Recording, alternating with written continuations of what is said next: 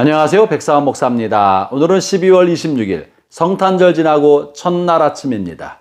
오늘도 변함없이 신실한 마음으로 하나님의 말씀과 함께 하루를 시작하는 여러분들에게 좋으신 하나님의 크고 넘치는 은혜가 하루 종일 함께 하시기를 바랍니다.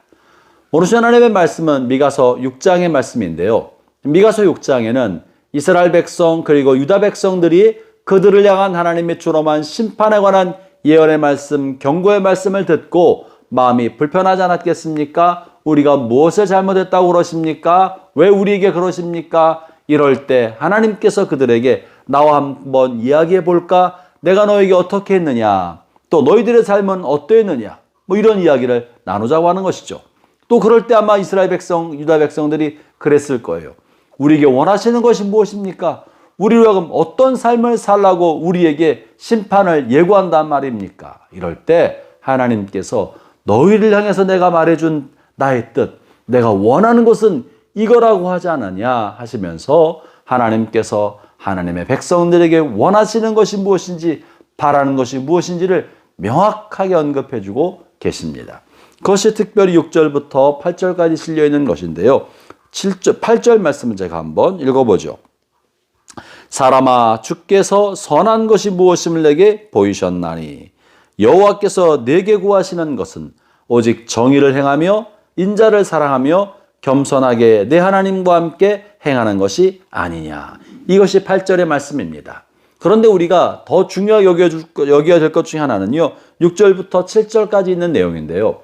여기에는 일반적으로 우리가 종교적인 행동, 종교적인 의식, 일반적으로 종교적으로 중요하게 여기는 내용이 이 안에 들어있는데 이것이 본질이 아니다 하는 것이 6절부터 7절까지 있는 것입니다. 제가 한번 6절 읽어보죠. 내가 무엇을 가지고 여호와 앞에 나아가며 높으신 하나님께 경배할까? 내가 번제물로 1년 된 송아지를 가지고 그 앞에 나아갈까? 혹은 천천의 수양이나 만만의 강물 같은 기름을 가지고 하나님 앞에 나가면 하나님이 좋아하실까 하는 거죠. 이것은 괜한 이야기가 아니라 레위기에 실려있는 하나님께서 기뻐하시는 제사에 관련된 것입니다. 레위기의 율법에 실려있기 때문에 내가 하나님 앞에 최고의 예물을 드리고 가장 많은 예물과 헌금, 헌물을 하나님 앞에 드리고 제물을 드리면 하나님이 좋아하시겠냐, 좋아하실까 하는 거죠. 우리가 철저히 종교 의식적 삶을 살아가면 그것이 종교적인 것이라고 생각하고 기독교적인 거라고 생각하고 하나님이 좋아하실 거라고 이야기합니다. 본문의 이야기는 오늘날로 바꿔 말한다면 내가 40일 금식 기도하면 하나님이 기뻐하시고 나의 기도를 들어주실까? 내가 성경을 해마다 일독하고 백독을 하면 하나님이 나를 기뻐하시고 나를 좋아하실까? 이런 내용이 실려 있는 거예요.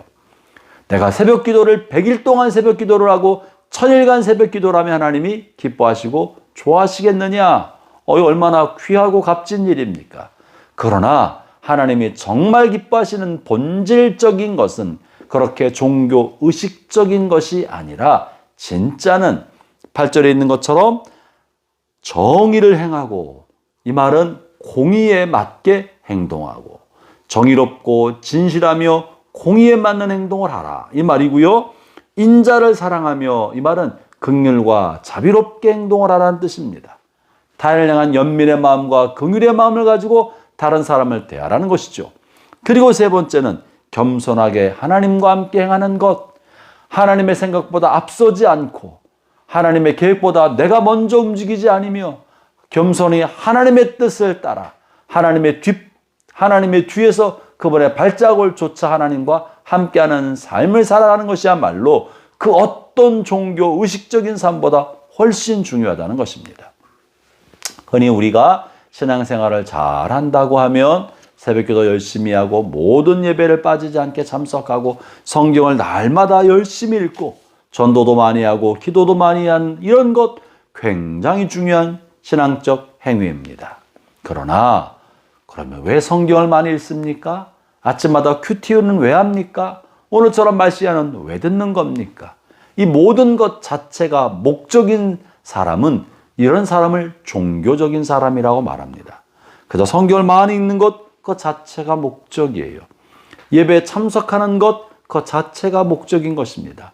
그러나 주님이 원하시는 것은 그 교회 안에서 행동하는 예배 자체가 아니라 그것을 바탕으로 성경을 많이 읽은 것 자체가 아니라 성경을 읽는 것은 이 성경의 가르침과 말씀을 따라 나의 삶을 그렇게 살게 하려는 것이 목적이 아니겠습니까? 성경을 암송하는 것도 우리의 삶을 그 말씀의 가치관과 말씀의 가르침을 따라 우리의 삶을 살게 하려는 것이 목적인 것이지 암송 얼마나 많이 했느냐는 결코 목적이 아닌 거예요.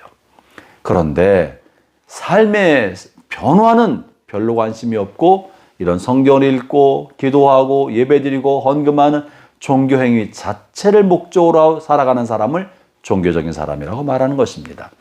사랑하는 성도 여러분, 주님이 원하시는 사람은 종교적인 사람이 아니라 주님과 동행하는 삶, 하나님의 말씀을 삶으로 살아가는 사람, 하나님의 성품을 닮은 삶을 살아가는 사람, 하나님을 더 많이 사랑하고 하나님과 함께 하는 것을 기쁘게 생각하는 그런 사람을 원하시는 것입니다. 하나님은 인격적인 분이시라 우리가 그 하나님을 닮아가는 것을 원하시는 것입니다.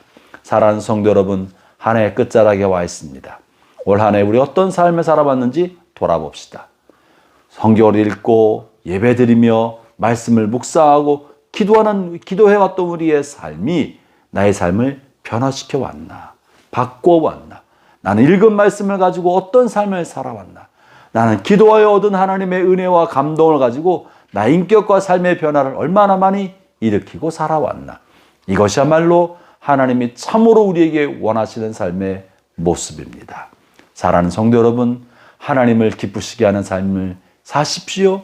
그것은 여러분의 인격이 변화되고 말투가 바뀌고 우리의 삶의 자리가 주님을 닮아가게 바뀐 사람입니다. 하나님의 은혜가 오늘도 여러분 모두에게 함께 하시기를 바랍니다. 기도하겠습니다. 하나님 아버지, 우리가 그저 종교적인 습관에 머무르지 아니하고 내가 받은 은혜와 주님으로부터 듣고 받은 말씀으로 우리의 삶을 변화시키게 하여 주시고 예배의 감동이 우리의 성품과 인격을 바꾸어서 우리가 주님을 닮아가는 삶을 살아가도록 저희를 이끌어 주옵소서. 예수님 이름으로 기도합니다. 아멘.